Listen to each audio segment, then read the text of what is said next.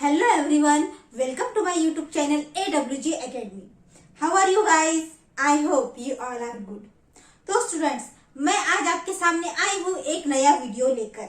आज हम सीखेंगे प्रॉब्लम सेट 1 के कुछ रिमेनिंग क्वेश्चंस।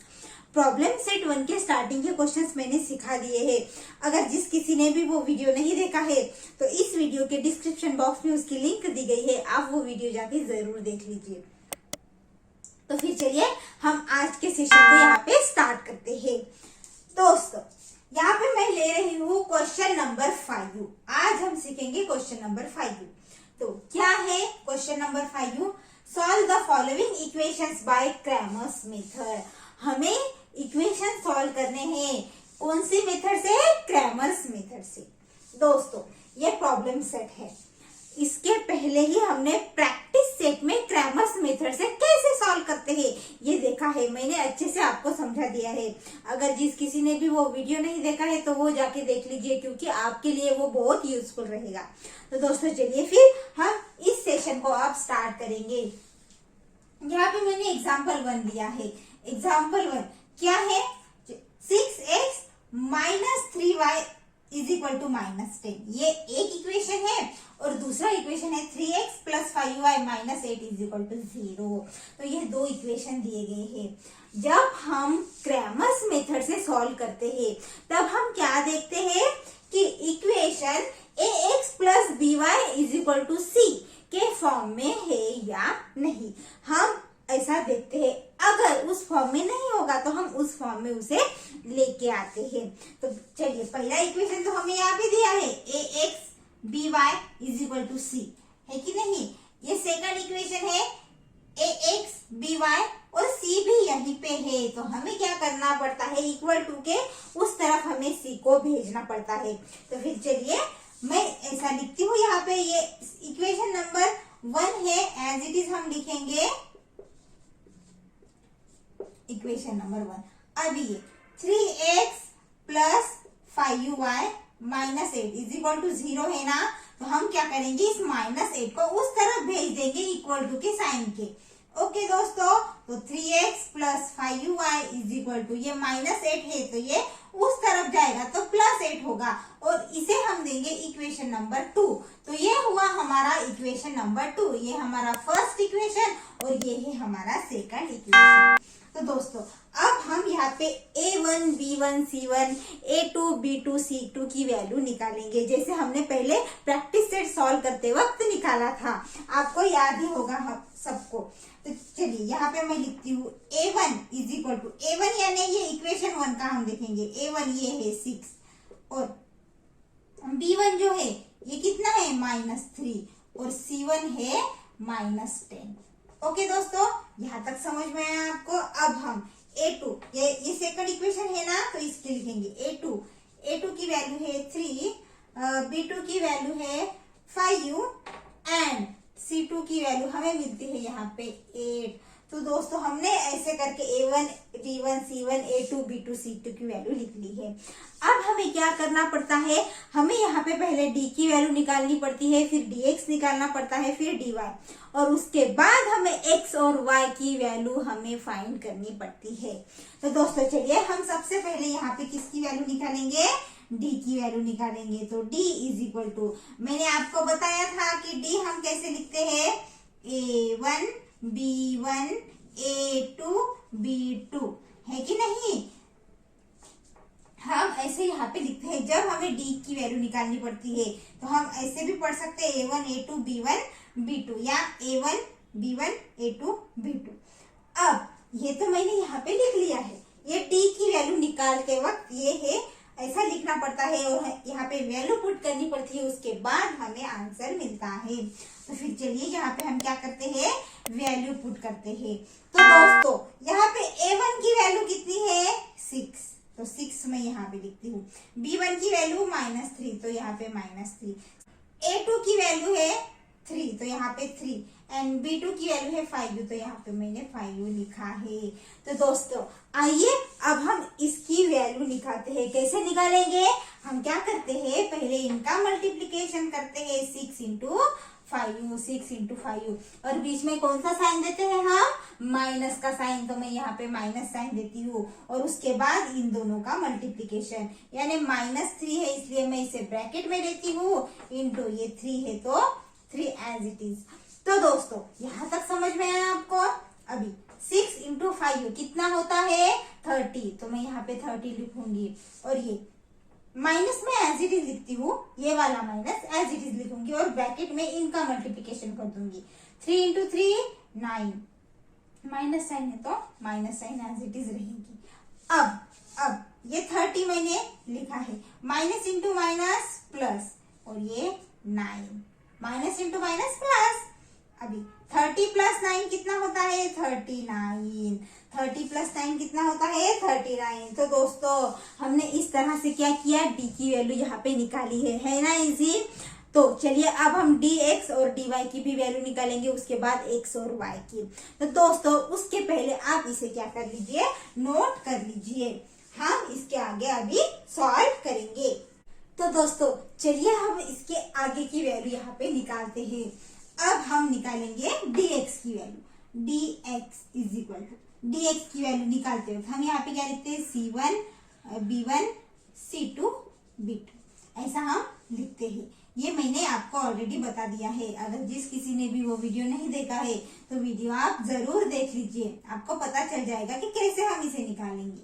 अब हम यहाँ पे क्या करेंगे, वैल्यू पुट करेंगे। c1 की वैल्यू है -10, तो यहाँ पे -10 लिखती हूँ और b1 की वैल्यू कितनी है, b1 की वैल्यू है -3, तो यहाँ पे -3 लिखती हूँ।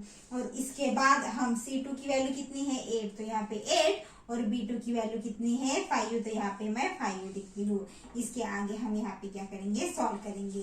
अब चलिए अब इनका मल्टीप्लिकेशन करते हैं कि नहीं, -10 इंटू 5, -10 इंटू 5, माइनस की साइन -3 इंटू 8, माइनस है इसलिए मैं इसे ब्रैकेट देती हूँ, इंटू 8।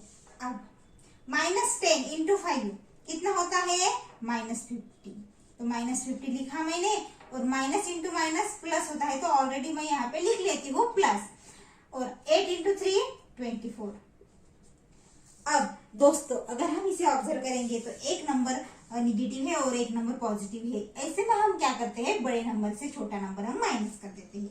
तो यहाँ पे हम 50 में से 24 क्या करेंगे, माइनस कर देंगे, तो कितना आएगा 26 आएगा और साइन बड़े नंबर का यानी माइनस साइन। तो यहाँ पे हमने dx की वैल्यू निकाली है, कितनी आई है -26। दोस्तों चलिए अब हम यहाँ पे dy की वैल्यू निकाल लेंगे। तो dy इज इक्वल टू, अब फार्मूला यहाँ पे a1 a2 c1 c2, ऐसा हम यहाँ पे फॉर्मूला लिखेंगे और यहाँ पे हम वैल्यू पुट कर देंगे। ओके, अब a1 की वैल्यू कितनी है 6, तो यहाँ पे 6 लिख लेती हूँ और a2 की यहाँ पे 3, तो 3। c1 की वैल्यू है -10, तो यहाँ पे -10 और c2 की वैल्यू है 8, तो यहाँ पे 8। दोस्तों चलिए इसे हम कैलकुलेट कर लेते हैं।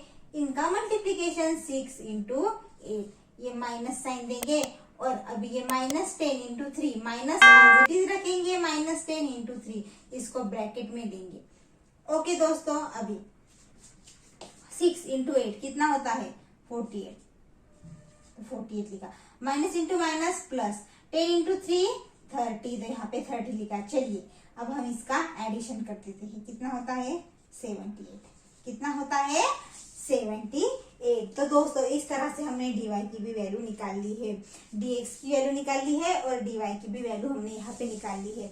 दोस्तों आई होप आपको ये समझ में आया होगा। तो दोस्तों आप इसे पहले नोट कर लीजिए, हम इसके बाद सॉल्व करेंगे।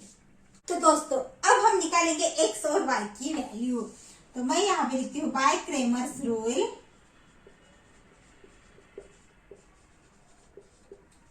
x is equal to dx by d। तो यहाँ पे मैंने dx और dy की वैल्यू पहले लिख ली है। चलिए dx की वैल्यू है -26 और d की वैल्यू 39। तो दोस्तों कैलकुलेट करें इसे, यहाँ पे ये किससे डिवाइड होंगे 13 से, 13 2 जा 26 एंड 13 3 जा -2/3 आया। इसका आंसर कितना आया -2/3। ओके दोस्तों समझ में आया ये। अब y की वैल्यू निकालेंगे, y is equal to dy by D. अभी dy की वैल्यू है 78 और d की वैल्यू यहाँ पे 39। तो अब हम इसे भी क्या करेंगे, कैलकुलेट करेंगे। यहाँ पे आएगा 6, यानी 6/3। लेकिन ये भी डिवाइड होता है, 3 1 जा 3, 3 2 जा 6, यानी y की वैल्यू आई 2। तो दोस्तों इस तरह से हमने x और y की वैल्यू निकाल ली है। x की वैल्यू हमें मिली है -2/3 एंड y की वैल्यू मिली है हमें 2। तो यही हो गया हमारा सॉल्यूशन। तो हम यहाँ पे लिखेंगे x is equal to -2/3 and y is equal to 2 is the solution of given equation, is the solution of given equation। Okay दोस्तों, तो हमने ये फर्स्ट एग्जांपल यहाँ पे कंप्लीट कर लिया है। आप इसे दोस्तों नोट कर लीजिए। तो दोस्तों चलिए इसके बाद का एग्जांपल हम यहाँ पे सॉल्व करेंगे। तो दोस्तों ये है हमारा सेकंड एग्जांपल, चलिए हम इसे सॉल्व करते हैं। अब यहाँ पे सेकंड एग्जांपल है 4m - 2n is equal to -4 और 4m + 3n is equal to 16। तो ये ax + by is equal to c के फॉर्म में है क्या? यस, ये दोनों भी equation ax + by is equal to c के फॉर्म में है। तो हमें इसे कन्वर्ट नहीं करना पड़ेगा। तो मैं यहाँ पे लिखती हूँ 4m - 2n is equal to -4। ये है हमारा इक्वेशन, फर्स्ट इक्वेशन। और ये 4m + 3n is equal to 16, ये है हमारा सेकंड इक्वेशन। ओके, दोनों इक्वेशन हमने लिख लिए। अब हम क्या लिखेंगे, a1 की वैल्यू, a1 यानी ये वाला फर्स्ट इक्वेशन का ये 4, b1 ये -2 और c1 जो है ये है -4। ओके दोस्तों, यहां तक समझ में आया। अब इसके बाद a2 4, b2 3 and c2 is equal to 16। तो ये हमने यहाँ पे लिख लिया है। अब हम क्या करते हैं, इसके बाद हम d की वैल्यू निकालते हैं। तो फिर चलिए हम d की वैल्यू निकालेंगे। तो d is equal to a1 b1 a2 b2। अब हम क्या करेंगे, यहाँ पे वैल्यूज पुट करेंगे। तो फिर चलिए ये पहले ही मैंने लिख लिया है, अब हम इसे पुट करेंगे। a1 की वैल्यू है 4 और b1 की है -2, a2 की वैल्यू है 4 एंड b2 की है 3। ओके, तो हम क्या करेंगे, इसे अब हम कैलकुलेट करेंगे। तो मैं यहाँ पे नीचे लिखती हूँ 4 × 3, हम ऐसे ही निकालते हैं ना। तो 4 × 3, अब बीच में माइनस साइन, -2 × 4, तो ब्रैकेट में मैं -2 लिखती हूँ × 4। अब दोस्तों 4 × 3 12, अभी माइनस इंटू माइनस प्लस, 2 × 4 8, 12 + 8 कितना होता है 20। तो यहाँ पे हमें d की वैल्यू मिली है 20। कितनी मिली है d की वैल्यू 20। दोस्तों हमने यहाँ पे d की वैल्यू निकाल ली है। चलिए तो अब हम इसके बाद क्या निकालेंगे, dx की वैल्यू। दोस्तों हम हमेशा dx की वैल्यू निकाल लेते हैं, लेकिन वहां पे वेरिएबल रहते हैं x और y। यहाँ पे वेरिएबल कौन से, m एंड n। तो हम किसकी वैल्यू निकालेंगे, dx की नहीं, dm की वैल्यू। पहले किसकी, dm की वैल्यू हम निकालेंगे और dn की। तो चलिए वही फॉर्मूला रहेगा c1 c2 d1 d2। यहाँ पे वैल्यू पुट करेंगे। तो c1 की वैल्यू कितनी है -4 एंड c2 की वैल्यू है 16। b1 की वैल्यू कितनी है -2 एंड b2 की है 3। तो फिर चलिए इसे हम कैलकुलेट कर लेते हैं। यहाँ पे मैं लिखती हूँ -4 × 3। ओके दोस्तों, और माइनस साइन इसके बाद -2 × 16, -2 × 16। तो चलिए 4 × 3 12 होता है, लेकिन माइनस साइन है इसलिए -12। अब ये माइनस इंटू माइनस प्लस, 16 × 2 32। अब एक निगेटिव नंबर है और दूसरा पॉजिटिव, तो बड़े में से हम छोटे नंबर को माइनस कर देते हैं। तो कितना बचता है 20 रहता है। तो दोस्तों इस तरह से हमने dm की भी वैल्यू निकाल ली है।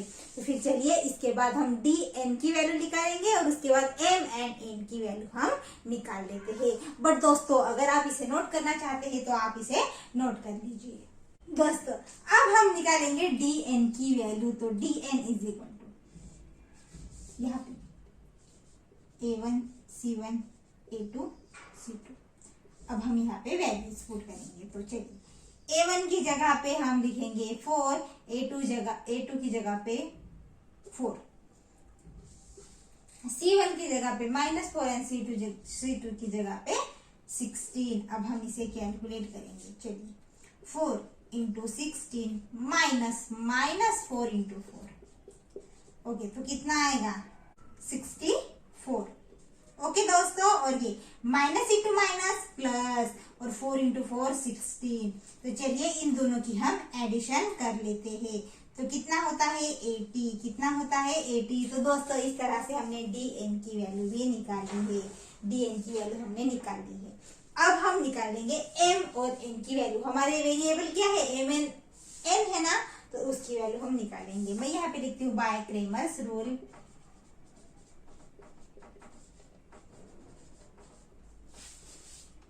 m is equal to dm by d। dm की वैल्यू कितनी आई थी हमारी? dm की वैल्यू हमने निकाली थी 20 डिवाइड बाय, और d की भी वैल्यू हमारी 20 आई थी। तो फिर 20 है कि नहीं, इसकी वैल्यू निकली हुआ है। और n की वैल्यू कैसे निकालते हैं? dn by d। तो dn की वैल्यू हमारी कितनी आई है 80 बाय 20। 0 0 कैंसिल, 2 1 2, 2 4 8। तो यहाँ पे 4। तो दोस्तों m की वैल्यू 1 एंड n की वैल्यू यहाँ पे 4 आई है। तो मैं यहाँ पे लिखती हूँ m is equal to 1 and n is equal to 4 is the solution of given equation.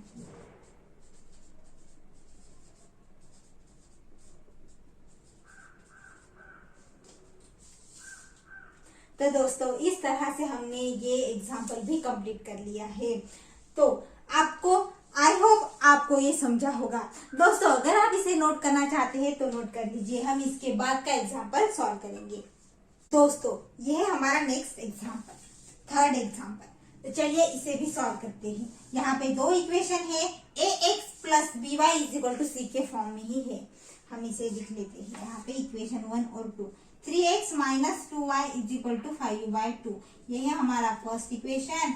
And 1/3x plus 3y is equal to -4/3। ये है हमारा सेकंड इक्वेशन।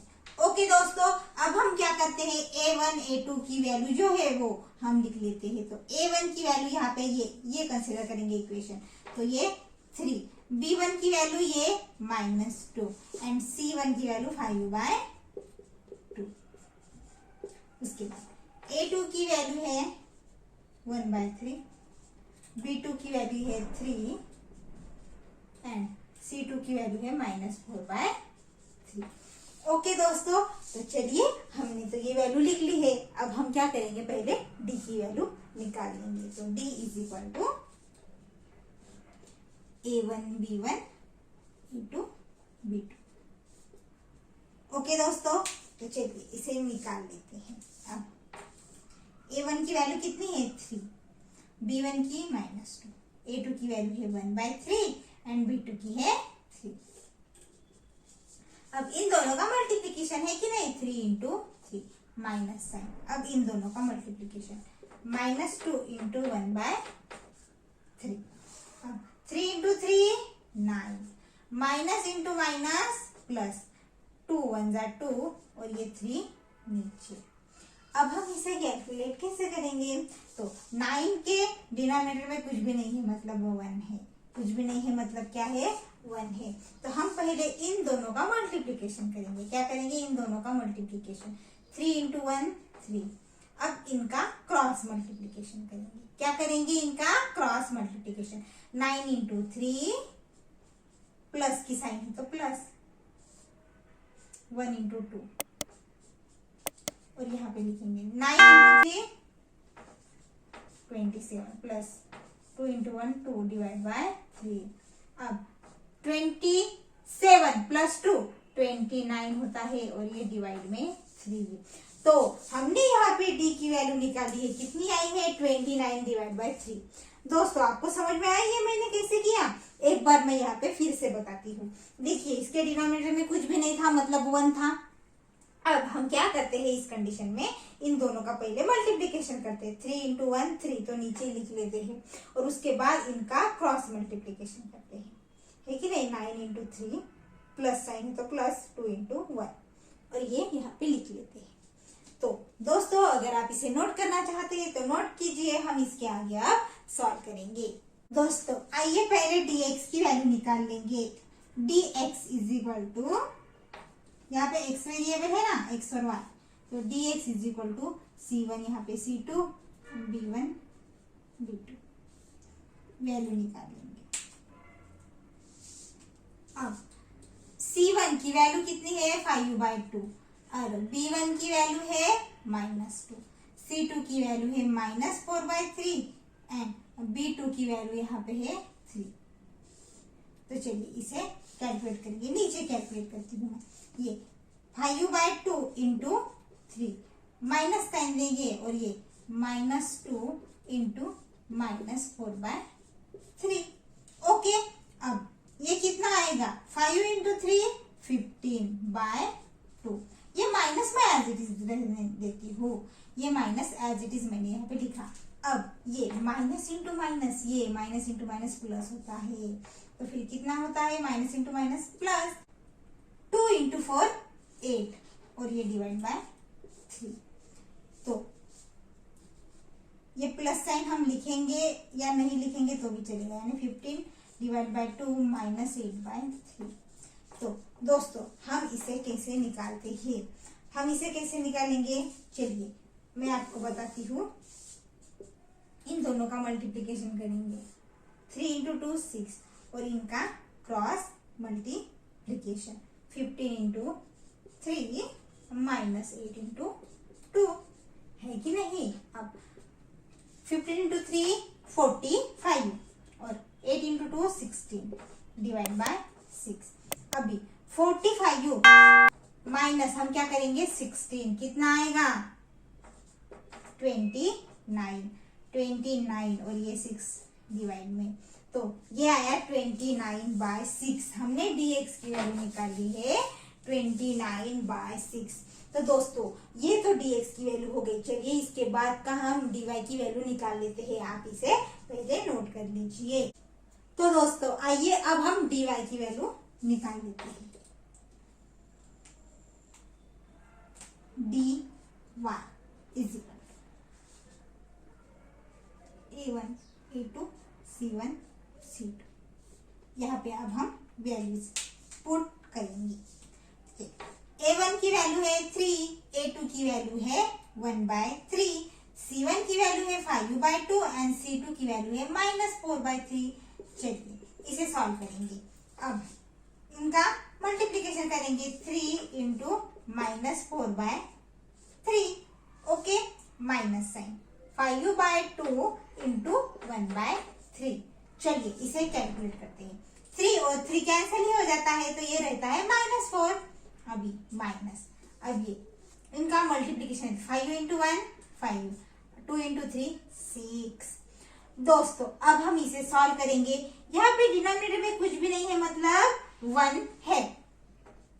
इसे कैसे निकालेंगे, इन दोनों का मल्टीप्लीकेशन 1 इंटू 6 6 और इनका मल्टीप्लीकेशन यानी क्रॉस मल्टीप्लीकेशन इसका करेंगे हम -4 इंटू 6, ये माइनस साइन है तो -5 इंटू 1 5, डायरेक्ट लिखती हूँ 5 इंटू 1 5।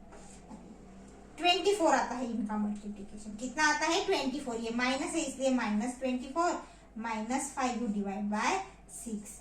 तो दोस्तों अब हम क्या करेंगे, इन दोनों का एडिशन करेंगे और साइन हमें माइनस की ही साइन, यहाँ पे निगेटिव साइन ही हमें देनी है। तो 29 आता है और ये डिवाइड में 6। तो दोस्तों हमने यहाँ पे dy की वैल्यू निकाल दी है, जो कि हमें मिली है -29/6। दोस्तों इस तरह से हमने dx और dy की वैल्यू यहाँ पे निकाल दी है। अब हम x और y की वैल्यू निकाल लेंगे, बट आप इसे पहले नोट कर लीजिए। अब हम यहाँ पे x और y की वैल्यू निकाल लेते हैं बाय क्रेमर्स रूल।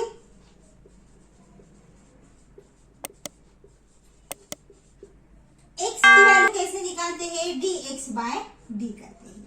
तो dx की वैल्यू कितनी है 29/6 और d की वैल्यू कितनी है 29/3। अब हम इसे कैसे कैलकुलेट करते हैं, ध्यान से देखिए। ये 29/6 मैं एज इट इज लिख लेती हूँ और इनको मैं ऊपर भेजती हूँ। लेकिन अगर मैं इसको ऊपर भेजती हूँ तो ये क्या हो जाएगा, ये हो जाएगा 3 ऊपर आएगा और 29 नीचे आएगा।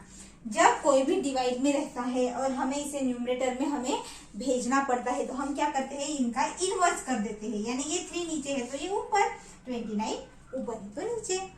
ओके दोस्तों, अब 29 कैंसिल हो जाता है। 3 1 जा 3, 3 2 जा 6 यानी 1/2। तो हमें आंसर मिला x का 1/2। x की वैल्यू कितनी मिली 1/2।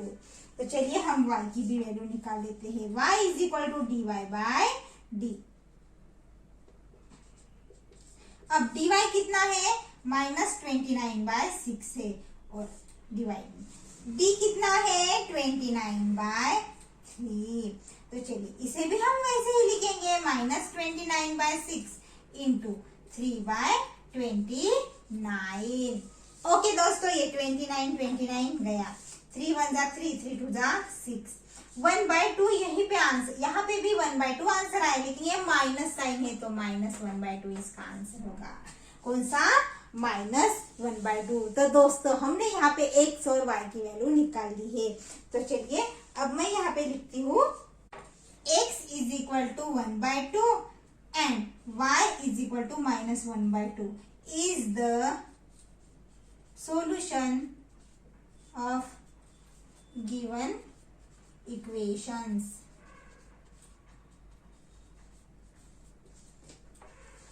तो दोस्तों इस तरह से हमने ये थर्ड एग्जाम्पल का भी सॉल्यूशन यहाँ पे निकाल लिया है। अगर आप इसे नोट करना चाहते हैं तो नोट कर लीजिए। तो दोस्तों इसी के साथ ही मैं आज के सेशन को यहाँ पे स्टॉप करती हूँ। कैसा लगा मेरा सेशन कमेंट में जरूर लिख के बताइए। और अगर आपने मेरे चैनल को अभी तक सब्सक्राइब नहीं किया है तो नीचे दिए गए रेड बटन पे क्लिक करके मेरे चैनल को जरूर सब्सक्राइब कीजिए, क्योंकि अगर मेरे चैनल को आप सब्सक्राइब करेंगे तो ऐसे ही मेरे अपकमिंग वीडियोस आपको दिखते जाएंगे। तो दोस्तों हम मिलते हैं अगले वीडियो में, तब तक आप अच्छे से प्रैक्टिस कीजिए। Thank you so much.